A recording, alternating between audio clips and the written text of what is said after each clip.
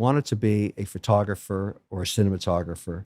And I was doing a lot of photography in school. And I said to my father, I'm going to make this my life. He said, you'll starve to death. There's so many good photographers you're going to have to compete with, so many good cinematographers, so many great editors.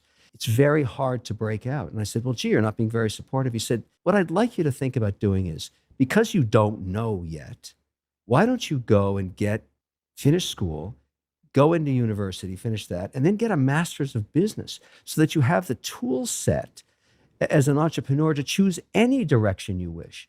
And that was very good advice because it gave me time to mature a bit and learn the things I needed to know about running a business.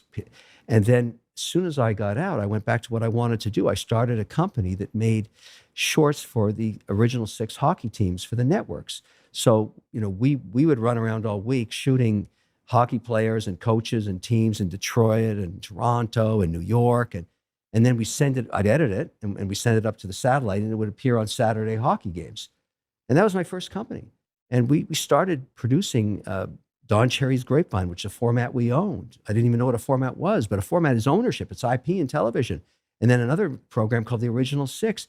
Well, in a couple of years, the network started knocking on the door saying, we want to buy the company. And I said, this is how it works. This is pretty good. So we sold that for $4.2 billion. And then I woke up with the founding team in Boston. We were in Cambridge. And I said, wow, we're rich. How'd that happen? We didn't even notice it. I'm not kidding. We just woke up one day and said, okay, what do we all do next? We went right back to work. That's what happened. So we didn't stop. We just kept going. And that was many deals ago. I've had many, many deals since then.